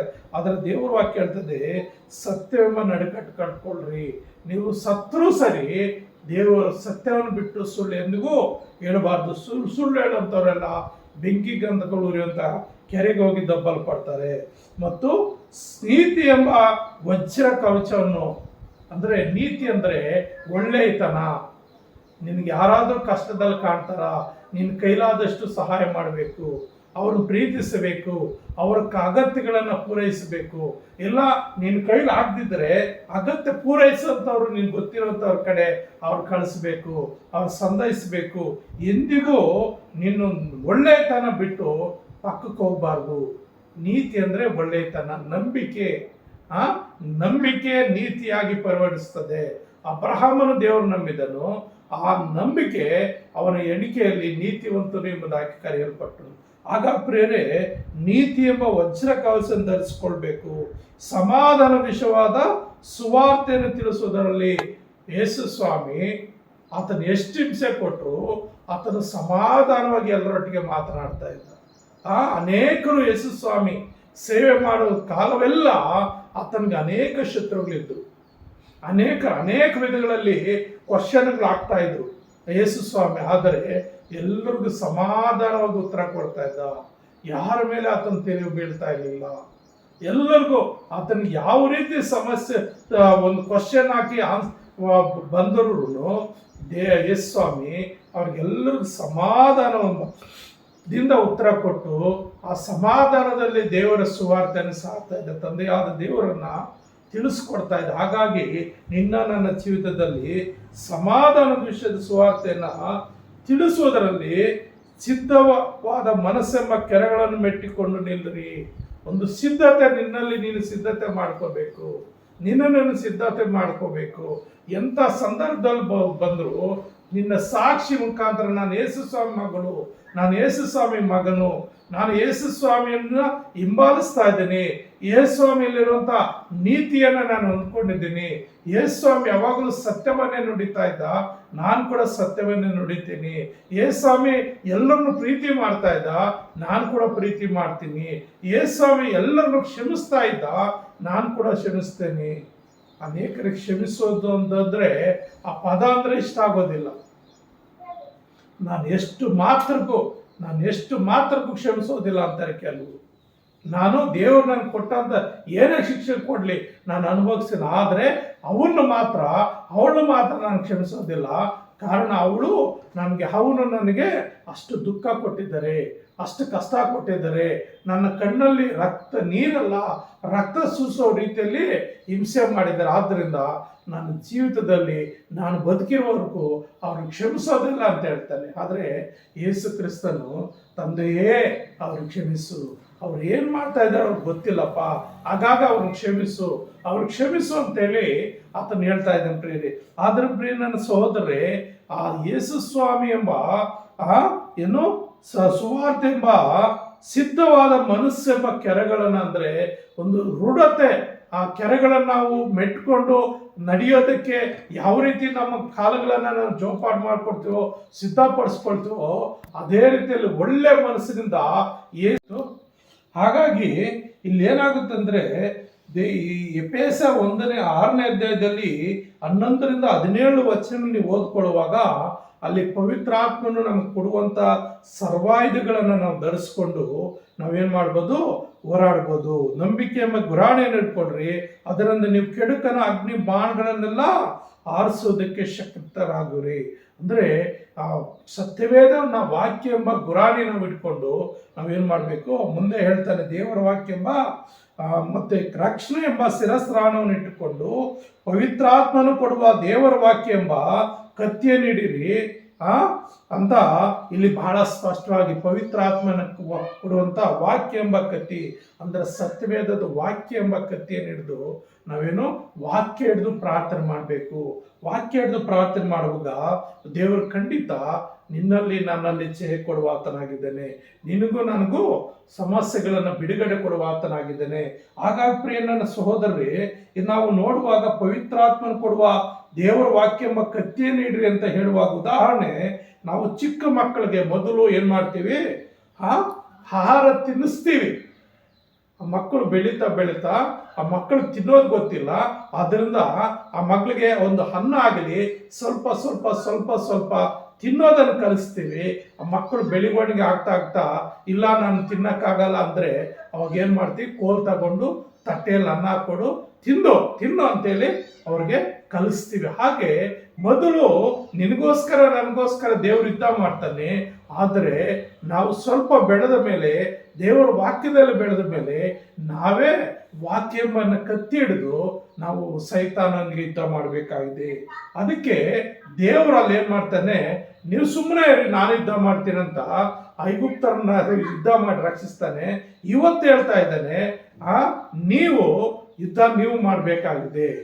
ದೇವರ ವಾಕ್ಯವನ್ನು ಹಿಡಿದು ಯುದ್ಧ ನಾವು ಮಾಡಬೇಕಾಗಿದೆ. ಪ್ರಿಯ ನನ್ನ ಸಹೋದರೇ, ಅದಕ್ಕೆ ಇಲ್ಲಿ ನಾವು ನೋಡ್ತೇವೆ, ಅವರೇ ತಿನ್ನೋದು ಕೋಲು ತೆಗೆದುಕೊಂಡು ತಿನ್ಲಿಕ್ಕೆ ಕಲಿಸ್ತೇವೆ. ಹಾಗೆ ದೇವರು ನಮ್ಮ ಪರವಾಗಿ ಯುದ್ಧ ಮಾಡ್ತಾನೆ. ನಂತರ ನಾವೇನ್ ಮಾಡಬೇಕು, ನಮ್ಮ ಪರ ನಾವೇ ಯುದ್ಧ ಮಾಡಿ ಸೈತಾನ ಸೋಲಿಸ್ಬೇಕು. ಒಂದು ಹದ್ದು ಅದೇನ್ ಮಾಡ್ತದೆ, ಎತ್ತರವಾದ ಸ್ಥಳದಲ್ಲಿ ಗೂಡು ಕಟ್ತದೆ, ಆಮೇಲೆ ಮೊಟ್ಟೆಗಳಿರ್ತದೆ, ಮರಿಗಳು ಮಾಡ್ತದೆ. ಒಂದು ಅಷ್ಟು ದಿವಸ ಅದನ್ನ ಅಲ್ಲಿ ಸಾಕ್ತದೆ, ಮೇವು ತಗೊಂಡೋಗಿ ಆ ಮರಿಗಳು ಸಾಕ್ತದೆ. ಅವು ಬೆಳೀತಾ ಅವು ಹಾಗೇ ಹೆಂಗು ತಾಯಿ ನಮ್ಮ ಮೇವು ತಂದು ಕೊಡ್ತಾ ಇದೆ ಅಂತೇಳಿ ತಿಂದ್ಕೊಂಡು ಹಂಗೇ ಇದ್ದು ಬಿಡ್ತವೆ. ಅವಾಗ ಏನ್ ಮಾಡ್ತದೆ ಅಂದ್ರೆ, ಅದು ಮೊದಲು ದಪ್ಪ ಕಟ್ಟಿಗೆಗಳು ತಗೊಂಡೋಗಿ ಗೂಡು ಮಾಡ್ತದೆ. ಆಮೇಲೆ ಮುಳ್ಳುಗಳಿರುವಂಥವನ್ನು ತಗೊಂಡೋಗಿ ಜೋಡಿಸ್ತದೆ. ಆಮೇಲೆ ಸ್ವಲ್ಪ ಮುಳ್ಳುಗಳಿಲ್ಲದಂಥ ಕಡ್ಡಿಗಳು ತಗೊಂಡೋಗಿ ಜೋಡಿಸ್ತದೆ. ಆಮೇಲೆ ಹುಲ್ಲು ತಗೊಂಡೋಗಿ ಜೋಡಿಸ್ತದೆ. ಆ ಮರಿಗಳು ಯಾವಾಗ ಬೆಳೆದು ಅವು ಆಹಾರಕ್ಕೆ ಸಿದ್ಧರಾಗೋದಿಲ್ವೋ ಹಾಗೇ ಇರ್ತಾವ ಸೋಂಬೇರಿಕೆಗೆ.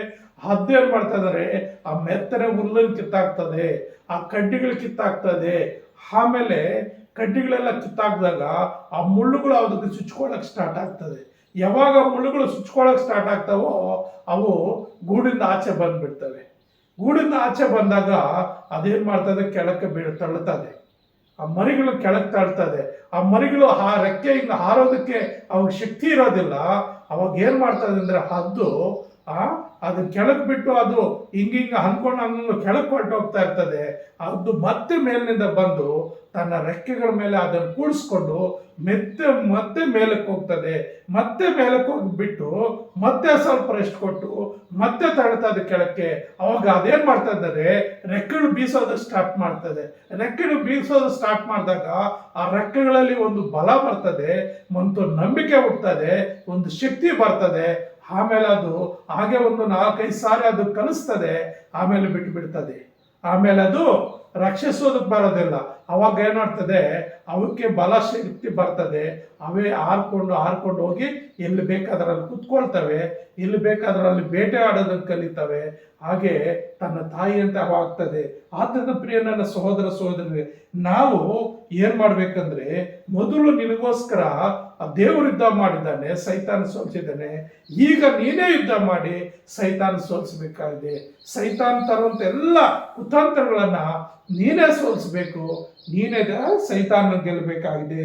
ನೋಡ್ರಿ, ಲೂಕನ ಬರೆದ ಸುವಾರ್ತೆಯಲ್ಲಿ ನಾವು ನೋಡುವಾಗ 8ನೇ ಅಧ್ಯಾಯದಲ್ಲಿ ಒಂದು ಕಾರ್ಯ ನಡೀತದೆ. ಲೂಕನ ಬರೆದ ಸುವಾರ್ತೆ 8ನೇ ಅಧ್ಯಾಯ 24-25ನೇ ವಚನದಲ್ಲಿ ಏನ್ ಹೇಳ್ತಾ ಇದ್ದ, ಲೂಕನ ಬರೆದ ಸುವಾರ್ತೆ 8ನೇ ಅಧ್ಯಾಯ 24-25ನೇ ವಚನದಲ್ಲಿ ಅಲ್ಲಿ ಒಂದು ಬಿರುಗಾಳಿ ಬರ್ತದೆ. ಯೇಸುನ ಶಿಷ್ಯರು ಆ ಒಂದು ಇದರಲ್ಲಿ ಹೋಗ್ತಾ ಇದ್ದಾರೆ. ಏನಂತ ನಾವು ನೋಡುವಾಗ, ಒಂದಾನೊಂದು ದಿನದಲ್ಲಿ ಆತನು ತನ್ನ ಶಿಷ್ಯರ ಸಂಗಡ ಒಂದು ದೋಣಿಯನ್ನತ್ತಿ ಕೆರೆಯ ಆಚೆ ದಡಕ್ಕೆ ಹೋಗೋಣ ಎಂದು ಅವರಿಗೆ ಹೇಳಲು, ಅವರು ದೋಣಿಯನ್ನು ನೀರಿನೊಳಗೆ ನೂಕಿ ಹೊರಟರು. ಅವರು ಹೋಗುತ್ತಿರುವಾಗ ಆತನಿಗೆ ನಿದ್ದೆ ಹತ್ತಿತು. ಅಷ್ಟರಲ್ಲಿ ಬಿರುಗಾಳಿ ಕೆರೆಯ ಮೇಲೆ ಬರಲು ಆ ದೋಣಿಯೊಳಗೆ ನೀರು ತುಂಬಿಕೊಂಡಿದ್ದರಿಂದ ಅವರು ಅಪಾಯಕ್ಕೆ ಗುರಿಯಾದರು. ಹೀಗಾಗಿ ಅವರು ಆತನ ಹತ್ತಿರ ಬಂದು, ಗುರುವೇ ನಾವು ಸಾಯುತ್ತೇವೆ ಎಂದು ಹೇಳಿ ಆತನನ್ನು ಎಬ್ಬಿಸಿದರು. ಆಗ ಆತನು ಎದ್ದು ಗಾಳಿಯನ್ನು ಉಬ್ಬುವ ನೀರನ್ನು ಗದರಿಸಲು ಅವು ನಿಂತು ಹೋಯಿತು, ಶಾಂತವಾಯಿತು ಅಂತೇಳಿ. ಅಂದ್ರೆ ನೋಡಿ, ಯೇಸು ಸ್ವಾಮಿ ಜೊತೆಯಲ್ಲಿ ಅವರಿದ್ದಾರೆ ಶಿಷ್ಯರು, ಆದ್ರೆ ಅವ್ರಿಗೆ ನಂಬಿಕೆ ಕಡಿಮೆ ಆಗ್ತಾ ಇದೆ. ಅನೇಕ ಅದ್ಭುತಗಳು ಯೇಸು ಸ್ವಾಮಿ ಮಾಡ್ತಾ ಇದ್ದಾನೆ, ಆದ್ರೆ ಅವರು ಮಾಡೋದಕ್ಕೆ ಪ್ರಯತ್ನ ಮಾಡಲಿಲ್ಲ. ಆ ಒಂದಾನೊಂದು ಕಾಲದಲ್ಲಿ ಅವರು ಆ ಸಮುದ್ರದಲ್ಲಿ ಹೋಗುವಾಗ ಇದರಲ್ಲಿ ಕೆರೆ ಅಂತ ಬರೆದಿದ್ದಾರೆ. ಅದು ಕೆರೆ ಅಂದ್ರೆ ದೊಡ್ಡದು, ಸಣ್ಣ ಕೆರೆ ಅಲ್ಲ. ಒಂದು 12 ಕಿಲೋಮೀಟರ್ ಇರುತ್ತಂತೆ. 12 ಕಿಲೋಮೀಟರ್ ಅಂದ್ರೆ ಮಧ್ಯದಲ್ಲಿ ಒಂದು 6 ಕಿಲೋಮೀಟರ್ ಒಳಗೆ ಹೋಗ್ಬಿಟ್ಟಿರ್ತೀವಿ ಅಂದ್ಕೊಳ್ರಿ. ಅಲ್ಲಿ ಜೋರ ಗಾಳಿ ಬಂದ್ರೆ ಅಲ್ಲಿ ಮರ, ಇನ್ನೊಂದು ಮತ್ತೊಂದು ಮನೆಗಳು ಯಾವುದೇ ಇರೋದಿಲ್ಲ.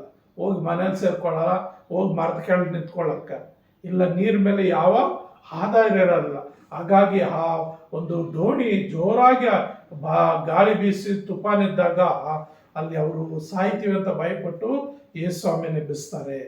ಎಬ್ಬಿಸುವಾಗ ಯೇಸು ಸ್ವಾಮಿ ಆ ಗಾಳಿಯನ್ನ ಗದರಿಸುವಾಗ ಅದು ಶಾಂತವಾಗಿ ಹೋಗ್ತದೆ, ತಣ್ಣಗಾಗಿ ಹೋಗ್ಬಿಡ್ತದೆ, ತುಫಾನ್ ನಿಂತು ಹೋಗ್ತದೆ. ಅವಾಗ ಯೇಸು ಸ್ವಾಮಿ ಅವ್ರಿಗೆ ಹೇಳ್ತಾನೆ, ತರುವಾಯ ಏನ್ ಹೇಳ್ತಾನೆ, ನಿಮ್ಮ ನಂಬಿಕೆಯಲ್ಲಿ ಎಂದು ಅವರನ್ನು ಕೇಳಿದ. ಅವರಾದರೂ ಭಯಪಟ್ಟು ಈತನು ಯಾರಿರ್ಬೋದು, ಗಾಳಿಗೂ ನೀರಿಗೂ ಅಪ್ಪಣೆ ಕೊಡುತ್ತಾನೆ, ಅವು ಕೂಡ ಹೇಳಿದ ಹಾಗೆ ಕೇಳ್ತವಲ್ಲ ಎಂದು ಒಬ್ಬರಿಗೊಬ್ಬರು ಮಾತಾಡಿಕೊಂಡು ಅತ್ಯಾಶ್ಚರ್ಯಪಟ್ಟರು. ಯಾಕಂದ್ರೆ ಯೇಸು ಸ್ವಾಮಿ ಗಾಳಿಯನ್ನು ಗದರಿಸ್ತಾ ಇದ್ದ, ಸಮುದ್ರವನ್ನು ಗದರಿಸ್ತಾ ಇದ್ದ, ಮತ್ತು ತುಫಾನುಗಳು ಗದರಿಸ್ತಾ ಇದ್ದ. ಏನ್ ಹೇಳಿದ್ರೆ ಅವು ಸಮುದ್ರ ಆಗಲಿ, ಗಾಳಿ ಆಗಲಿ, ತುಫಾನುಗಳಾಗಲಿ ಯೇಸು ಸ್ವಾಮಿ ಮಾತು ಕೇಳ್ತಾ ಇದ್ದ. ಕಾರಣ ಯೇಸು ಸ್ವಾಮಿಯಲ್ಲಿ ಪ್ರಾರ್ಥನಾ ಜೀವತೆ ಇತ್ತು. ಆತನು ಪ್ರತಿ ಮುಂಜಾನೆ ಹೋಗಿ ಪ್ರಾರ್ಥನೆ ಮಾಡ್ತಾ ಇದ್ದ. ಪ್ರತಿ ಮುಂಜಾನೆ ದೇವರಲ್ಲಿ ಶಕ್ತಿಯನ್ನು ಹೊಂದಿಕೊಳ್ತಾ ಇದ್ದ. ದೇವರ ಸನ್ನಿಧಿಯಲ್ಲಿ ಕುತ್ಕೊಂಡು ಆತನ ಪ್ರಸನ್ನತೆ ಹೊಂದುತ್ತಾ ಇದ್ದ. ಹಾಗಾಗಿ ನನ್ನ ಸಹೋದರ ಸಹೋದರಿ, ಪ್ರತಿದಿನ ದೇವರ ಸನ್ನಿಧಿಯಲ್ಲಿ ಕುತ್ಕೊಂಡು ಪ್ರಾರ್ಥಿಸುವಾಗ ದೇವರ ಆತ್ಮನ ಶಕ್ತಿ ನಿಮ್ಮಲ್ಲಿ ಬರ್ತದೆ. ಅವಾಗ ಸೈತಾನ್ ಎಂತ ಶೋಧನೆ ನಿನ್ನ ಮೇಲೆ ತಂದ್ರು, ಎಂತ ಸಮಸ್ಯೆಗಳು ನಿನ್ನ ಮೇಲೆ ತಂದ್ರು, ನೀನು ತಪ್ಪಿಸ್ಕೊಳ್ಳಿಕ್ಕೆ ಸಾಧ್ಯ ಆಗ್ತದೆ. ಮತ್ತು 9ನೇ ಅಧ್ಯಾಯ 38-41 ವಚನಗಳಲ್ಲಿ ಕೂಡ ನೋಡುವಾಗ ಇಲ್ಲಿ ಕೂಡ ಒಂದು ಎಂತಂದ್ರೆ, ಅಲ್ಲಿ ಒಂದು ಏನೋ ಒಂದು ರೋಗ, ಯಾರೋ ಒಬ್ಬ ವ್ಯಕ್ತಿಗೆ, ಒಂದು ಹುಡುಗನಿಗೆ ರೋಗ ಬಂದಿರ್ತದೆ. ಆ ರೋಗ ಈ ಶಿಷ್ಯರ ಕೈಯಲ್ಲಿ ವಾಸಿ ಮಾಡಕ್ ಆಗೋದಿಲ್ಲ. ಅವಾಗ ಯೇಸು ಸ್ವಾಮಿ ಅವ್ರಿಗೆ ಗೆದರ್ತಾನೆ. ಏನಂತ ನೋಡ್ರಿ, ಅಲ್ಲಿ ನಾವು ನೋಡುವಾಗ 38-40 ಅಲ್ಲಿಂದ ಓದುವಾಗ, ಆಗ ಆ ಗುಂಪಿನಲ್ಲಿ ಒಬ್ಬನು, ಬೋಧಕನೇ, ನನ್ನ ಮಗನ ಮೇಲೆ ದೃಷ್ಟಿ ಇಡಬೇಕು ಎಂದು ನಿನ್ನನ್ನು ಬೇಡಿಕೊಳ್ಳುತ್ತೇನೆ. ನನಗೆ ಇವನೊಬ್ಬನೇ ಮಗನು, ಇವನನ್ನು ದೆವ್ವ ಹಿಡಿಯುತ್ತಲೇ ಕೂಗಿಕೊಳ್ಳುತ್ತಾನೆ, ಬಾಯಲ್ಲಿ ನೊರೆ ಬರುವಷ್ಟು ಅವನನ್ನು ಒದ್ದಾಡಿಸುತ್ತದೆ ಮತ್ತು ಬಹು ಕಷ್ಟಪಟ್ಟು ಜಜ್ಜಿದ ಹೊರತು ಬಿಡುವುದಿಲ್ಲ. ಅದನ್ನು ಬಿಡಿಸಬೇಕೆಂದು ನಿನ್ನ ಶಿಷ್ಯರನ್ನು ಬೇಡಿಕೊಂಡೆನು, ಆದರೆ ಅವರಿಂದ ಆಗದೆ ಹೋಯಿತು ಎಂದು ಕೂಗಿ ಹೇಳಿದನು. ಅದಕ್ಕೆ ಯೇಸು, ಎಲ್ಲ ನಂಬಿಕೆ ಇಲ್ಲದಂತ ಮೂರ್ಖ ಸಂತಾನವೇ, ನಾನು ಇನ್ನೆಷ್ಟು ದಿನ ನಿಮ್ಮ ಸಂಗಡ ಇದ್ದು ನಿಮ್ಮನ್ನು ಸಹಿಸಿಕೊಳ್ಳಲಿ? ನಿಮ್ಮ ಮಗನನ್ನು ಇಲ್ಲಿಗೆ ಕರ್ಕೊಂಡು ಬಾ ಅಂದನು. ಆ ಹುಡುಗನು ಇನ್ನೂ ಬರುತ್ತಿರುವಾಗ ಆ ದೆವ್ವ ಅವನನ್ನು ನೆಲಕ್ಕೆ ತಪ್ಪಳಿಸಿ ಬಹಳವಾಗಿ ಒದ್ದಾಡಿಸಿ ಆದರೆ ಯೇಸು ಆ ದೆವ್ವವನ್ನು ಗದರಿಸಿ ಆ ಹುಡುಗನನ್ನು ವಾಸಿ ಮಾಡಿ ಅವನ ತಂದೆಯ ಕೈಗೆ ಕೊಟ್ಟನು ಎಂಬುದಾಗಿ. ಅಂದ್ರೆ ಯೇಸು ಸ್ವಾಮಿ ಆ ದೆವ್ವವನ್ನು ಗದರಿಸುವಾಗ ಬಿಟ್ಟು ಹೋಯಿತು, ಆದರೆ ಶಿಷ್ಯರಲ್ಲಿ ಅದಾಗದೆ ಹೋಯ್ತು. ಕಾರಣ ಏನಂದ್ರೆ ಅವರಲ್ಲಿ ನಂಬಿಕೆ ಎಂಬ ಗುರಾಣಿ ಅವರು ಇಟ್ಕೊಂಡಿಲ್ಲ. ಪವಿತ್ರಾತ್ಮ ಕೊಡುವಂತ ವಾಕ್ಯ ಎಂಬ ಕತ್ತಿಯನ್ನು ನಾವು ಹಿಡಿದಿಲ್ಲ. ಏನು ಅಲ್ಲಿ ಸರ್ವಾಯುಧಗಳೇನಿದೆಯೋ ಅವರಲ್ಲಿ ಇನ್ನೂ ಬಂದಿಲ್ಲ. ಯಾವಾಗ ಯೇಸು ಸ್ವಾಮಿ ಈ ಲೋಕದಲ್ಲಿ ನಮಗೋಸ್ಕರ ಮರಣ ಹೊಂದಿ 3ನೇ ದಿವಸ ಎದ್ದು ಮೃತ್ಯುಂಜಯನಾಗಿ ತಂದ ಬೆಳಗ್ಗೆ ಹೋದನು, ಆಮೇಲೆ ಪವಿತ್ರಾತ್ಮನ ಶಕ್ತಿ ಅವರ ಮೇಲೆ ಬಂದ ಮೇಲೆ, ಪವಿತ್ರಾತ್ಮನ ಅವರ ಮೇಲೆ ಬಂದು ನೆಲೆಸಿದ ಮೇಲೆ, ಆಮೇಲೆ ಅವರು ವಾಕ್ಯ ಎಂಬ ಗುಡಾರ ಹಿಡಿದು ದೊಡ್ಡ ಅದ್ಭುತಗಳು ಮಾಡ್ತಾರೆ, ದೊಡ್ಡ ಸ್ವಾರ್ಥ ಸಾರ್ತಾರೆ, ಪ್ರಪಂಚಕ್ಕೆಲ್ಲ ಸ್ವಾರ್ಥ ಹೋಗುವಂತೆ ಯೇಸು ತನ್ನ ಶಿಷ್ಯರನ್ನು ಉಪಯೋಗಿಸ್ಕೊಳ್ತಾನೆ. ಹಾಗೆ ನಿನ್ನನ್ನು ನನ್ನನ್ನು ಕೂಡ ಆತನು ಉಪಯೋಗಿಸ್ಕೊಳ್ಳಲಿಕ್ಕೆ ಆತನು ಸಿದ್ಧನಾಗಿದ್ದಾನೆ. ಅಂತ ದೇವಾದಿ ದೇವರಿಗೆ ಮಹಿಮೆ ಉಂಟಾಗಲಿ, ಅಂತ ದೇವಾದಿ ದೇವನಿಗೆ ಆ ಮಹಿಮೆ ಉಂಟಾಗಲಿ. ಪ್ರಿಯ ನನ್ನ ಸಹೋದರ, ಮೊದಲು ಯುದ್ಧ ದೇವರದು, ನಂತರ ಯುದ್ಧ ನಮ್ಮದು. ದೇವರು ನಮ್ಮನ್ನ ಸೈತಾನ ಮೇಲೆ ಯುದ್ಧ ಮಾಡಿ ನಮ್ಮನ್ನು ಗೆಲ್ಲಿಸಿದ್ದಾನೆ. ಈಗ ನಾವು ಸೈತಾನ ಮೇಲೆ ಯುದ್ಧ ಮಾಡಿ ನಾವು ಗೆಲ್ಲಬೇಕಾಗಿದೆ. ಅದಕ್ಕಾಗಿ ಯಾಕೋಬನು 4ನೇ ಅಧ್ಯಾಯದಲ್ಲಿ ಒಂದು ಮಾತು ಹೇಳ್ತಾನೆ. ಯಾಕೋಬನು 4ನೇ ಅಧ್ಯಾಯದಲ್ಲಿ 7ನೇ ವಚನ ಏನ್ ಹೇಳ್ತಾನೆ ಅಂದ್ರೆ, ಯಾಕೋಬನು 4ನೇ ಅಧ್ಯಾಯ 7ನೇ ವಚನ ಏನ್ ಹೇಳ್ತಾನೆ ಅಂದ್ರೆ, ಇಲ್ಲಿ ನಾವು ನೋಡುತ್ತೇವೆ, ಮೊದಲು ದೇವರಿಗೆ ಒಳಗಾಗ್ರಿ. ಏನಂತೆ? ಮೊದಲು ದೇವರಿಗೆ ಒಳಗಾಗ್ರಿ ಅಂದ್ರೆ ದೇವರ ವಾಕ್ಯಕ್ಕೆ ಒಳಗಾಗಬೇಕು. ಈಗೆಲ್ಲಾಗಿ ದೇವರಿಗೆ ಒಳಗಾಗ್ರಿ, ಸೈತಾನ ಎದುರಿಸಿರಿ, ಅವನು ನಿಮ್ಮನ್ನು ಬಿಟ್ಟು ಓಡಿ ಹೋಗೋನು. ಹಲ್ಲೆಲೂಯಾ. ಪ್ರಿಯ ನನ್ನ ಸಹೋದರರೇ, ಮೊದಲು ದೇವ್ರಿಗೆ ಒಳಗಾಗ್ರಿ, ದೇವರ ವಾಕ್ಯಕ್ಕೆ ಒಳಗಾಗ್ರಿ, ದೇವರ ವಾಕ್ಯವನ್ನು ಕೇಳ್ರಿ, ಆ ದೇವರ ವಾಕ್ಯವನ್ನು ನಿಮ್ಮ ಹೃದಯದ ಅಳವಡಿಸ್ಕೊಳ್ರಿ, ನಿಮ್ಮ ಹೃದಯ ಎಂಬ ಹಲಗೆ ಮೇಲೆ ಅದನ್ನು ಬರ್ಕೊಳ್ರಿ.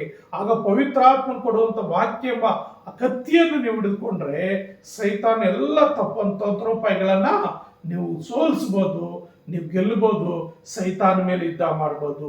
ದೇವರು ನಿನಗೋಸ್ಕರ ಮೊದಲು ಯುದ್ಧ ಮಾಡಿದ್ದಾನೆ, ಈಗ ಅವಕಾಶ ನಿನಗೆ ಕೊಡ್ತಾ ಇದ್ದಾನೆ. ನೀನು ಯುದ್ಧ ಮಾಡು, ನೀನು ಸೈತಾನ ಸೋಲಿಸು, ನೀನು ಸೈತಾನ ಗೆಲ್ಲು ಅಂತ ದೇವರು ಹೇಳ್ತಾ ಇದ್ದಾನೆ. ಹಾಗಾಗಿ ಪ್ರಿಯ ನನ್ನ ಸಹೋದರರೇ, ದೇವರ ವಾಕ್ಯಕ್ಕೆ ವಿಧೇಯರಾಗಿರಿ, ದೇವರ ಮಾತುಗಳು ಕೇಳ್ರಿ, ದೇವರು ನಿಮ್ಮನ್ನ ಬಲಪಡಿಸಿ, ದೇವರು ನಿಮ್ಮನ್ನು ಆಶೀರ್ವದಿಸಿ ಮುಂದೆ ನಡೆಸಲಿಕ್ಕೆ ಶಕ್ತನಾಗಿದ್ದಾರಂತೆ. ದೇವಾದಿ ದೇವರಿಗೆ ಮಹಿಮೆ ಉಂಟಾಗಲಿ. ನಾವು ಪ್ರಾರ್ಥನೆ ಮಾಡಿಕೊಳ್ಳೋಣ. ನಮ್ಮನ್ನು ಬಹಳವಾಗಿ ಪ್ರೀತಿಸುವಂತ ನಮ್ಮ ತಂದೆಯಾದ ದೇವರೇ, ನಿನ್ನ ಪರಿಶುದ್ಧವಾದ ನಾಮಕ್ಕೆ ಸ್ತೋತ್ರ ವಂದನೆ ಸ್ವಾಮಿ. ಕರ್ತನೇ, ಈ ಸಮಯದಲ್ಲಪ್ಪ ನಿಮ್ಮನ್ನು ಸ್ತುತಿಸ್ತೇವೆ, ಕೊಂಡಾಡುತ್ತೇವೆ, ಮಹಿಮೆ ಪಡಿಸ್ತೇವೆ. ನೀನು ನನ್ನ ದೇವರು, ನನ್ನ ಒಳ್ಳೆ ದೇವರಪ್ಪ. ಅಪ್ಪ, ಮೊದಲು ನೀನು ನಮಗೋಸ್ಕರ ಯುದ್ಧ ಮಾಡಿದೀಯಪ್ಪ, ಈಗ ನಮ್ಗೆ ಅವಕಾಶ ಕೊಟ್ಟಿದ್ದೀಯಪ್ಪ. ಸೈತಾನ್ ತರುವಂತ ತಂತ್ರೋಪಾಯಗಳಲ್ಲಪ್ಪ, ನಾವು ವಾಕ್ಯ ಎಂಬ ಕತ್ತಿಯನ್ನು ಹಿಡಿದಪ್ಪ, ನಂಬಿಕೆ ಎಂಬ ಗುಡಾರಿಯನ್ನು ಅಪ್ಪ ಗುರಾಣಿಯನ್ನು ಹಿಡಿದು ಸ್ವಾಮಿ, ಸೈತಾನನ ಎಲ್ಲ ತಂತ್ರೋಪಾಯಗಳನ್ನಪ್ಪ, ಅಂಧಕಾರ ದುಷ್ಟಶಕ್ತಿಗಳ ಮೇಲೆ ಅಪ್ಪ, ರಾಜ್ಯತ್ವಗಳ ಮೇಲೆ, ಅಧಿಕಾರಗಳ ಮೇಲೆ ಅಪ್ಪ, ಈ ವಾಯುಮಂಡಲದಲ್ಲಿ ಪ್ರಯೋಗಿಸುವ ಎಲ್ಲ ದುರಾತ್ಮನ ಕ್ರಿಯೆಗಳ ಮೇಲೆ ಅಪ್ಪ ನಾವು ಯುದ್ಧ ಮಾಡಿ ಗೆಲ್ಲಬೇಕಾಗಿದೆ ಸ್ವಾಮಿ. ಹಾಗಾಗಿ ದೇವರಾತ್ಮನ ಒಂದು ಅಭಿಷೇಕ ಅಪ್ಪ ಪ್ರತಿಯೊಬ್ಬರ ಮೇಲೆ ಹಿಡಿದು ಬಂದು ಸ್ವಾಮಿ, ಪವಿತ್ರಾತ್ಮ ಅಭಿಷೇಕ ಪ್ರತಿಯೊಬ್ಬರ ಮೇಲೆ ಹಿಡಿದು ವಾಕ್ಯ ಎಂಬ ಕತ್ತಿಯನ್ನು ಹಿಡಿದು ಸ್ವಾಮಿ, ಸೈತಾನನ್ನಪ್ಪ ಎದುರಿಸುವಂತೆ ಮೊದಲು ನಿನ್ಗೆ ಒಳಗಾಗಿ ನೀನು ವಾಕ್ಯದ ಮುಖಾಂತರ ಸೈತಾನ ಎದುರಿಸಪ್ಪ. ನಾವು ನಂತರ ಯುದ್ಧ ಮಾಡಿ ಸೈತಾನ್ ಗೆಲ್ಲುವ ಹಾಗೆ ಪ್ರತಿಯೊಬ್ಬ ಮಗಳನ್ನ ಪ್ರತಿಯೊಬ್ಬ ಮಗನನ್ನ ನೀನು ಆಶೀರ್ವದಿಸಿ ಸ್ವಾಮಿ. ಸೈತಾನ ಎಲ್ಲ ತಂತ್ರೋಪಾಯಗಳಿಂದ ತಾವೇ ವಾಕ್ಯ ಕತ್ತಿಯನ್ನು ಹಿಡಿದು ಹೋರಾಡಿ ಜಯಿಸುವ ಹಾಗೆ ಪ್ರತಿಯೊಬ್ಬರನ್ನು ಬಲಪಡಿಸಬೇಕೆಂಬುದಾಗಿ ಆಶೀರ್ವದಿಸಬೇಕೆಂಬುದಾಗಿ ಯೇಸು ಕ್ರಿಸ್ತನ ಹೆಸರಿನಲ್ಲಿ ಪ್ರಾರ್ಥಿಸುತ್ತೇನೆ ತಂದೆ. ಆಮೆನ್. ಆಮೆನ್.